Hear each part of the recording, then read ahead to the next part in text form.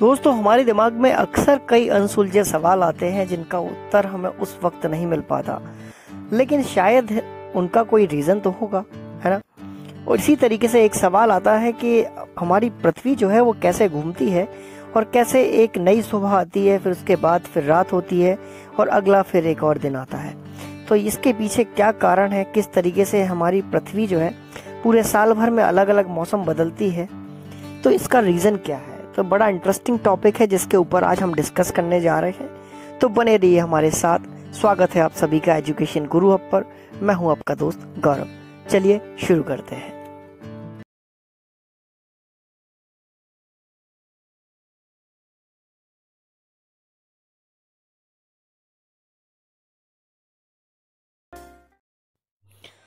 दोस्तों, हमारी पृथ्वी जो है वो दो प्रकार से मूवमेंट करती है, दो प्रकार से वो घूमती है। और जो पहला प्रकार है उसके मूवमेंट का, उसको हम कहते हैं रोटेशन। क्या कहते हैं? रोटेशन। रोटेशन जो है वो एक इमेजिनरी एक्सिस होती है पृथ्वी की, जिसके ऊपर पृथ्वी वेस्ट टू ईस्ट घूमती है, ठीक है। और दूसरा प्रकार का जो मूवमेंट है, सेकेंड मूवमेंट जो है, उसको कहते हैं रिवोल्यूशन। रिवोल्यूशन क्या होता है? तो रिवोल्यूशन जब पृथ्वी सूरज का चक्कर लगाती है उसको हम कहते हैं रिवोल्यूशन। तो ये कैसे होता है, चलिए देखते हैं। तो दोस्तों, हमारी पृथ्वी जो है वो क्या करती है? स्पिन करती है या रोटेट करती है। कहाँ से? वेस्ट डायरेक्शन, पश्चिम से पूर्व दिशा की तरफ वो एक इस इमेजिनरी स्ट्रेट लाइन पर मूव करती है। इस इमेजिनरी स्ट्रेट लाइन को हम क्या कहते हैं? हम इसको एक्सिस कहते हैं या अक्ष कहते हैं, ठीक है। और ये पृथ्वी के बीचों बीच से क्या होती है? निकली रहती है। मतलब कोई लाइन नहीं है, लेकिन हम इमेजिन करते हैं कि इसके बीच से कोई लाइन निकली है जिसको हम एक्सिस कहते हैं, और उस पर पृथ्वी जो है घूमती है।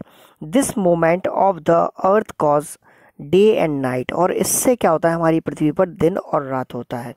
और एक सिंगल रोटेशन पूरा करने के लिए हमारी पृथ्वी को 24 घंटे लगते हैं, जिसको हम एक दिन भी कहते हैं। तो हम आपको बताएं कि हमेशा पृथ्वी जो है वो अपने एक्सेस पर किस डायरेक्शन में घूमती है। तो आपको याद रखना है कि वेस्ट टू ईस्ट घूमती है, और इसे रोटेशन या हम घूर्णन कहते हैं। और इसके कारण ही हमारी पृथ्वी पर क्या होता है? दिन और रात होता है। और ये जो एक रोटेशन है पूरा, इसको पृथ्वी कितने देर में पूरा करती है? तो आपको याद रखना है कि 24 आवर, मतलब एक दिन, ठीक है। तो एक दिन जैसा ही पूरा होगा, एक रोटेशन पृथ्वी का पूरा हो जाता है। दोस्तों, यहाँ आप लोग देख रहे हैं कि किस तरीके से हमारी पृथ्वी जो है वो रोटेट करती है, और रोटेशन किस तरीके से करती है। तो पहली चीज़ तो मैं आपको बताना चाहूँगा कि हमारी पृथ्वी जो है वो थोड़ा सा झुकी हुई है। आप देखेंगे इस तरीके से हमारी पृथ्वी जो है झुकी हुई है। तो आपको मैं बताऊँगा कि 23.5 डिग्री पर हमारी पृथ्वी क्या है? टिल्ट है, मतलब झुकी हुई है, ठीक है। और उसके बाद फिर हम बात करें तो यहाँ पर एक इमेजिनरी लाइन जो है वो हमारी पृथ्वी के बीचों बीच से गुजरती है, और जिस पर पृथ्वी क्या करती है? इस तरीके से मूव करती है, ठीक है। तो आप देखेंगे कि यहाँ पर हमारा जो डायरेक्शन होता है वो ईस्ट डायरेक्शन है, और ये हमारा वेस्ट डायरेक्शन है। तो आप देखेंगे कि हमारी पृथ्वी जो है वो किस डायरेक्शन से किस डायरेक्शन में आ रही है। तो आप देखेंगे इस तरफ से आ रही है और इस तरफ को जा रही है। मतलब हमारी पृथ्वी जो है वो वेस्ट डायरेक्शन से ईस्ट डायरेक्शन में रोटेट करती है। अब हम बात करते हैं सनलाइट की। तो किस तरीके से डे और नाइट होता है हमारे यहाँ। तो आप देखेंगे कि मान लीजिए यहाँ पर हमारे सूरज है, और सूरज की रोशनी जो है वो इस तरीके से हमारे पृथ्वी पर पड़ रही है, ठीक है। इस तरीके से हमारी पृथ्वी पर पड़ती है। तो आप देखेंगे कि हमारी जो एक्सिस है, एक्सिस के बाद फिर यहाँ पर एक ये जो पार्ट है पृथ्वी का हमारा, इस पार्ट पर आपकी सन की जो रेस है वो डायरेक्टली पड़ रही हैं। और इस तरफ वाला जो पार्ट है, इस तरफ वाला जो पार्ट है उस पर सन की रेस डायरेक्ट नहीं पहुंच पाती, इसलिए इस तरफ क्या रहता है? डार्कनेस रहती है। इस तरफ क्या रहता है? डार्कनेस रहती है। और डार्कनेस होने की वजह से यहाँ पर क्या रहता है? उस टाइम तक नाइट होती है, रात होती है, ठीक है। इस तरीके से आप देख रहे हैं। और जिस एरिए में ये वाला जो पार्ट है पृथ्वी का, इस वाले पार्ट पर आप देख पा रहे हैं कि यहाँ पर सन की रेज जो है वो डायरेक्टली पड़ रही हैं। तो ये वाला पार्ट जो है, यहाँ पर क्या होगा कि लाइट होगी, और लाइट होने की वजह से यहाँ पर क्या होगा? डे होगा, ठीक है।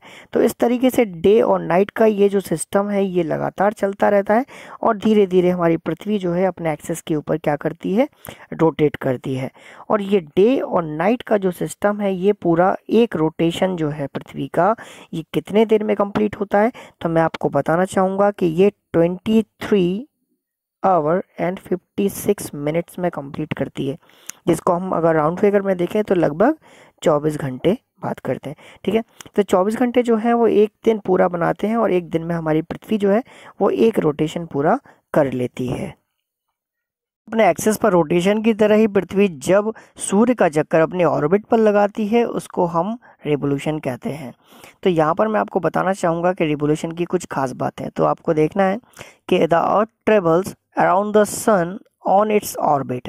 जब पृथ्वी जो है वो सूर्य का चक्कर अपनी ऑर्बिट पर लगाती है, कितनी स्पीड में लगाती है, तो मैं यहाँ पर दिखाना चाहूँगा कि करीब 1,07,278.87 किलोमीटर प्रति घंटे की रफ्तार। आप सोच सकते कितनी तेज स्पीड होगी ये। और this movement of the earth is on magnetic elliptical orbit. Elliptical orbit का मतलब होता है अपने अंडाकार कक्ष में, ठीक है। तो जब पृथ्वी सूर्य का चक्कर अपने अंडाकार ऑर्बिट पर लगाती है जिसको हम रिवोल्यूशन कहते हैं, ठीक है। तो ये रिवोल्यूशन जो है ये इसको पूरा करने में पृथ्वी को एक सर्टेन पॉइंट से शुरू करते हुए और उसी पॉइंट पर वापस आने के लिए करीब करीब कितना समय लगता है, 1 साल लगता है, ठीक है। और इसी को हम रिवोल्यूशन कहते हैं। इसके बारे में कुछ और भी चीज़ें हैं। तो रिवोल्यूशन में आप देखेंगे कि the earth on its orbit is its a farthest distance from the sun. आपको मैं बताऊं कि जब पृथ्वी जो है वो अपने ऑर्बिट पर सूर्य से सबसे ज़्यादा दूरी पर रहती है, ऐसी स्थिति को हम एफेलियन कहते हैं, ठीक है। और जब पृथ्वी जो है वो सूर्य से सबसे ज़्यादा पास रहती है, क्लोजेस्ट रहती है, ऐसी स्थिति को हम पेरिहेलियन कहते हैं। तो दोस्तों यहाँ पर आप देख पा रहे हैं कि किस तरीके से पृथ्वी अपने रोटेशन के साथ साथ रेवोल्यूशन भी एक साथ कंप्लीट करती है। रोटेशन अपने एक्सेस पर घूमकर करती है जिससे कि दिन और रात होते हैं, और रेवोल्यूशन जो है ये 365 दिन में पृथ्वी पूरा सूरज का चक्कर लगाकर पूरा करती है, ठीक है, जिसमें 1 साल में ये रेवोल्यूशन कंप्लीट हो जाता है। मैं आपको बताना चाहूँगा कि इस रेवोल्यूशन में जो होता है वो किस पर होता है। तो एक यहाँ पर एक ऑर्बिट होती है इस तरीके से, एलिप्टिकल ऑर्बिट, जिस पर जो पृथ्वी है वो इसके बाहर नहीं जाती और इसी पर घूमती रहती है। और इस पूरे रेवोल्यूशन को कंप्लीट करने में अर्थ जो है वो कितना टाइम लेती है, तो वो लेती है 365 डेज, ठीक है, 365 डेज। इसके साथ साथ 6 आवर 6 घंटे एक्स्ट्रा लेती है, ठीक है। तो 6 घंटे ये एक्स्ट्रा लेती है पृथ्वी हमारी।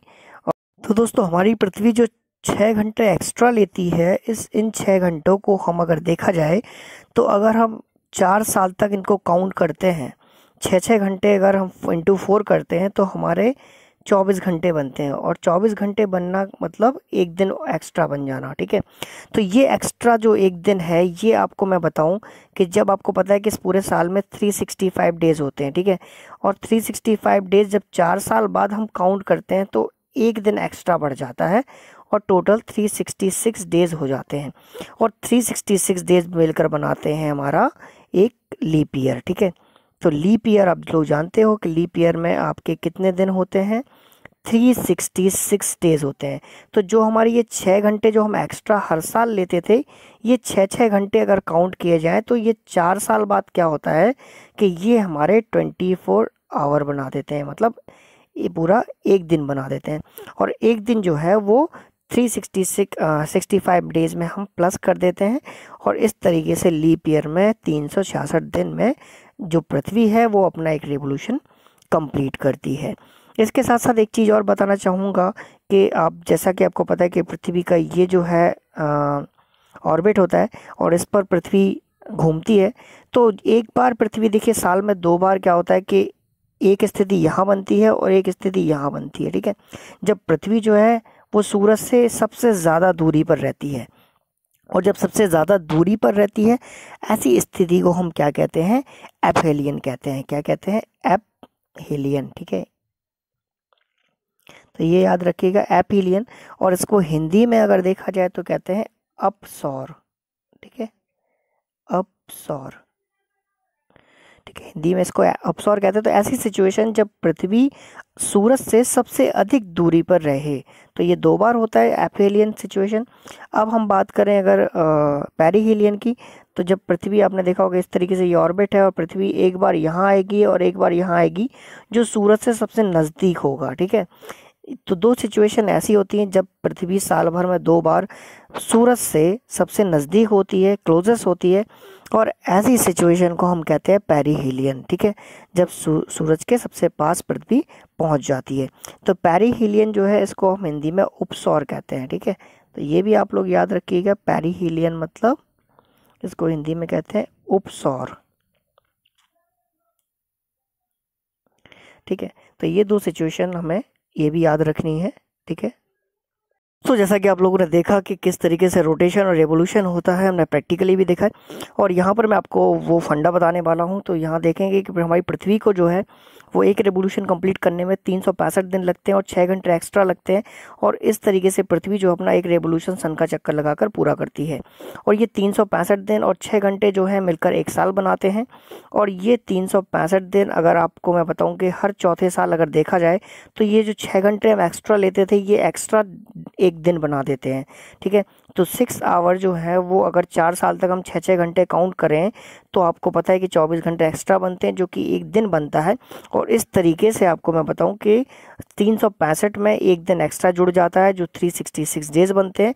और इस तरीके से एक लीप ईयर का निर्माण होता है। ठीक है, तो हर चौथे साल जो है वो 366 दिन बनते हैं। तो ये भी आपको समझ में आ गया होगा। तो आई होप कि आपको ये वीडियो अच्छा लगा होगा। और अगर अब तक आप लोगों ने मेरा चैनल सब्सक्राइब नहीं किया है तो प्लीज़, अगर आप लोगों को वीडियोस अच्छे लग रहे हैं तो प्लीज़ सब्सक्राइब कर दीजिए और शेयर करिए। और अपने जो भी इश्यूज़ हैं या जो भी आप लोग चाहते हैं कि उस टॉपिक पे मैं वीडियो बनाऊं तो आप मुझे कमेंट बॉक्स में ज़रूर कमेंट करिएगा। और बने रहिएगा अपने एजुगुरु हब के साथ। Thank you so much for watching.